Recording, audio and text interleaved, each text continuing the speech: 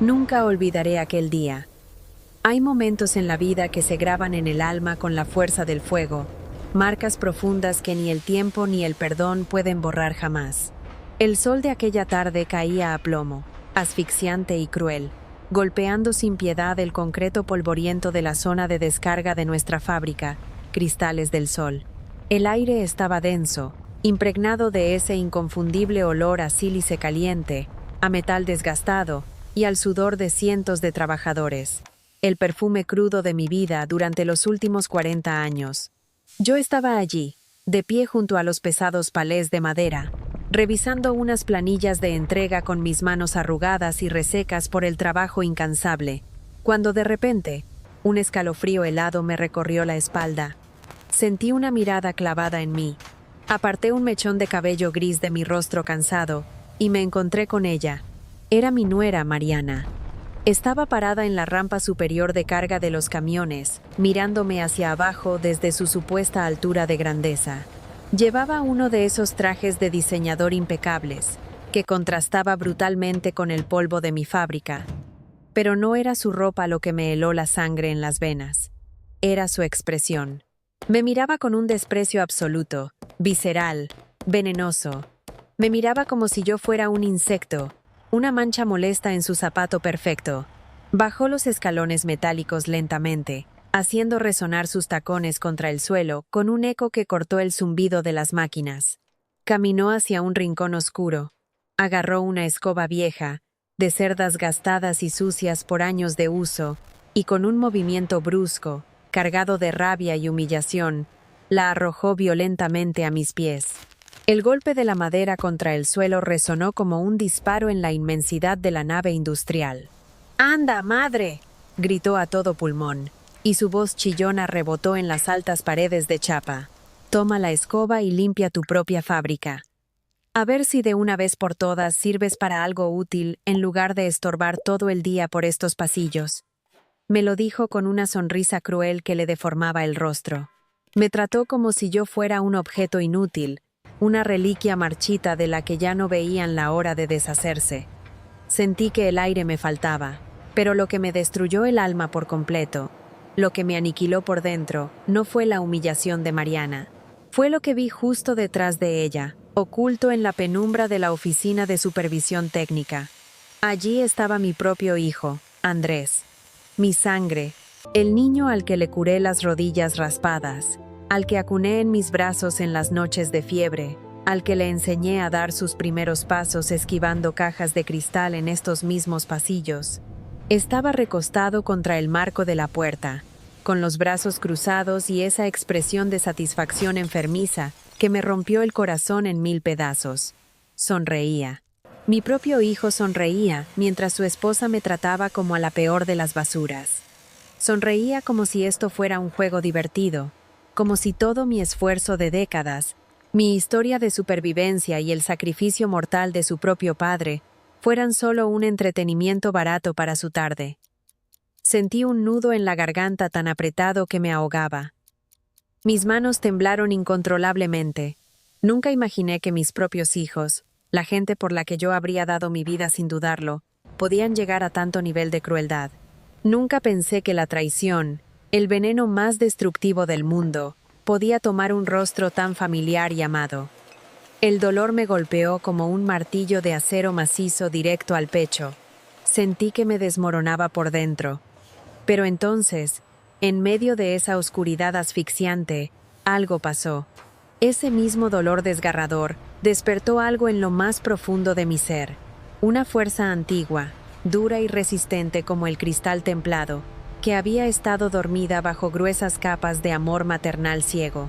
Estaba allí, viva, palpitante, esperando el momento adecuado para emerger y quemar todo a su paso. Antes de que continúes escuchando mi historia, y antes de contarte paso a paso cómo esta pequeña chispa se convirtió en un incendio indomable de justicia, te pido encarecidamente que te suscribas al canal. Pulsa el botón ahora mismo, activa la campana, y acompáñame en este sinuoso camino de traición, paciencia infinita y retribución implacable. Escucha estas historias con atención, porque nos enseñan que nunca, jamás, Debemos subestimar a quienes han construido su propio imperio desde las cenizas, labrando su destino con las manos desnudas, sudor y lágrimas silenciosas. Desde ese preciso instante en el patio, el velo de la negación cayó de mis ojos. Supe con certeza que Mariana y Andrés no tenían límites morales. Los vi exactamente como lo que eran: invasores desalmados dispuestos a devorar todo a su paso. Caminaban por los pasillos de cristales del sol, con una arrogancia que enfermaba el ambiente. Se creían los dueños absolutos. Andrés, aprovechando el título de director de operaciones que yo misma le había otorgado para que aprendiera el oficio, comenzó a mover los hilos en la sombra. Comencé a notar los vacíos. Desviaban camiones enteros repletos de nuestro mejor vidrio templado. Los sacaban por la puerta trasera en la madrugada, para venderlos en el mercado negro a empresas fantasma que ellos mismos habían creado. Manipulaban descaradamente las facturas contables, inflando los costos de mantenimiento para justificar pérdidas multimillonarias que en realidad eran ganancias directas a sus bolsillos. Y lo peor, lo más macabro de su plan, lo descubrí cuando escuché a través de una puerta entreabierta cómo planeaban declarar la quiebra técnica e irreversible de la fábrica.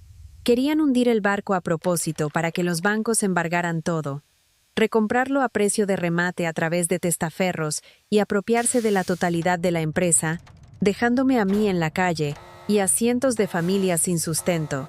Era mi fábrica, eran mis muros, era mi vida entera volcada en cada metro cuadrado de ese terreno, y ahora los herederos naturales planeaban destruirlo todo por codicia. El dolor en mi pecho era inmenso, sí, pero extrañamente, una claridad mental cristalina vino junto con él. Para que entiendan la magnitud monumental de esta traición, deben saber qué es exactamente Cristales del Sol. Yo fundé esta gigantesca fábrica junto a mi amado y difunto esposo, Javier, hace más de 42 años, y no heredamos un imperio. Empezamos desde el cero más absoluto. Recuerdo aquellos primeros años de nuestra juventud con una nitidez que duele. Trabajábamos de sol a sol en un pequeño y húmedo galpón, con techo de zinc oxidado, que se llovía a cántaros. Dormíamos abrazados sobre pedazos de cartón en el suelo de tierra, turnándonos en la madrugada para vigilar la temperatura de nuestro rudimentario horno de ladrillos. El olor penetrante a vidrio caliente y leña quemada se metía en nuestra piel para siempre. Cada bloque de cristal que lográbamos sacar victoriosos de ese horno llevaba nuestro sudor y nuestra inquebrantable dedicación. Javier era un hombre de manos callosas, pero de un perfeccionismo artesanal admirable. Cada molde, cada corte, cada pulido, él lo hacía perfecto. Yo estaba siempre a su lado, quemándome las manos, planificando noches enteras cómo íbamos a distribuir los vidrios en una vieja bicicleta de reparto.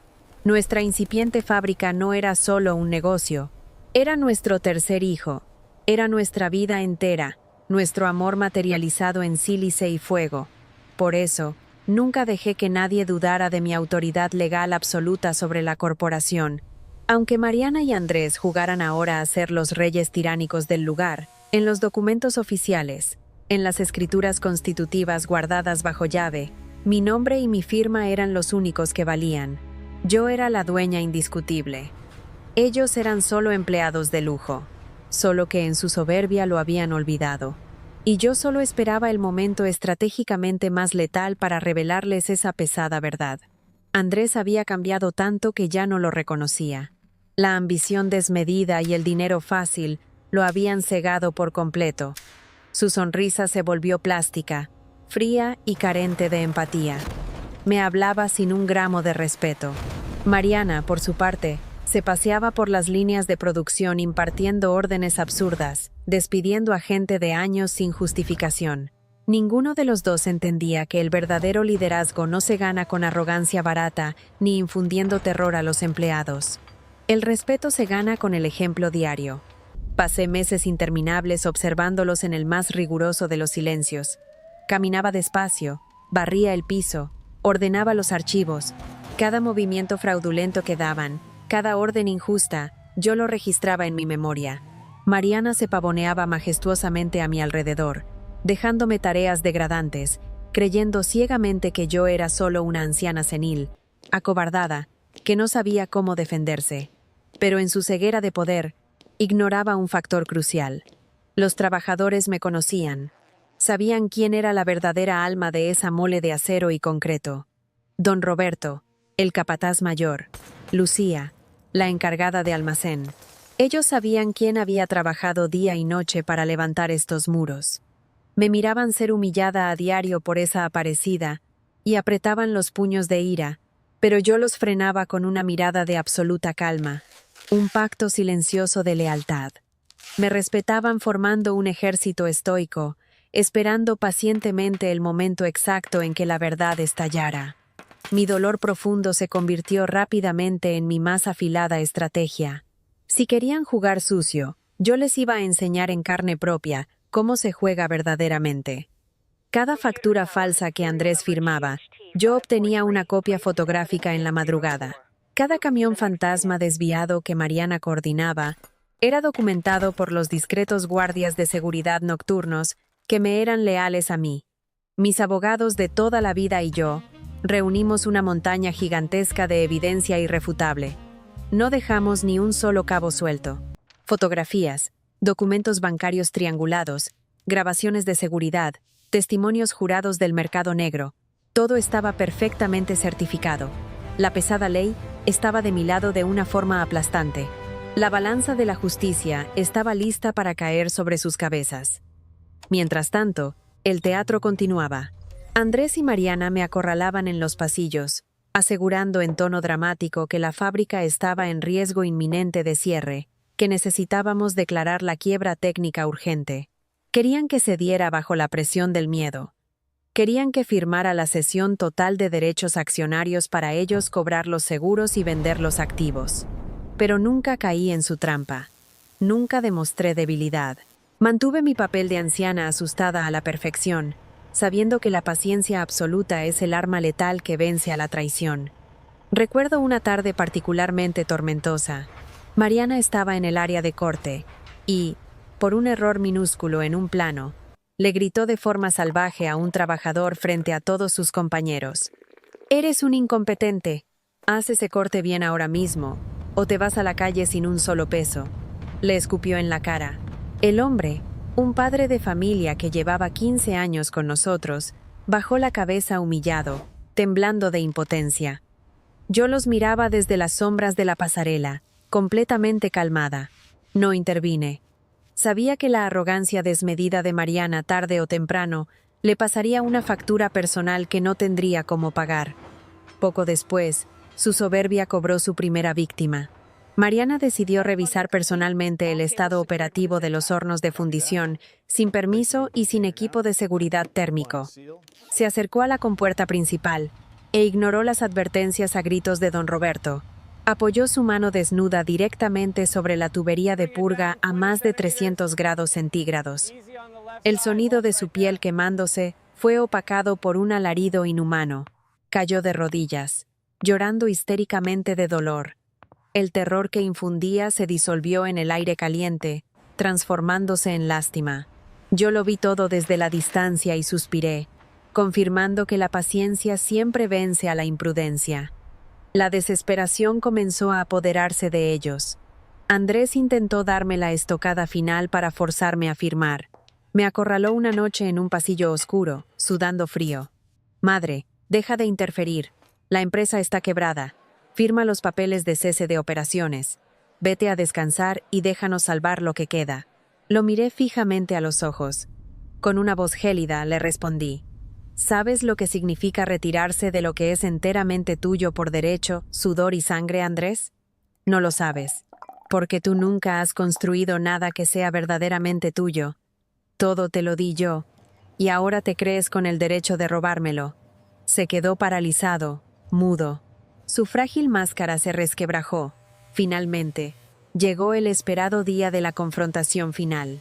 Andrés y Mariana habían convocado una asamblea general en la sala de empaquetado, con todos los trabajadores para anunciar la quiebra fraudulenta y el despido masivo.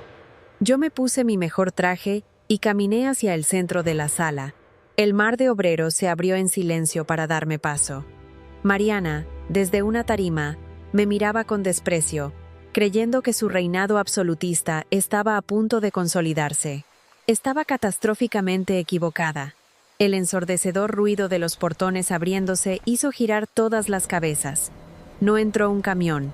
Entraron mis 3 abogados corporativos, 6 agentes federales del Departamento de Delitos Financieros, policías uniformados y un juez ejecutor con una orden de incautación. El silencio fue sepulcral. El juez desplegó documentos legales, órdenes de aprehensión, congelamiento de cuentas y pruebas abrumadoras de cada fraude y desvío de fondos.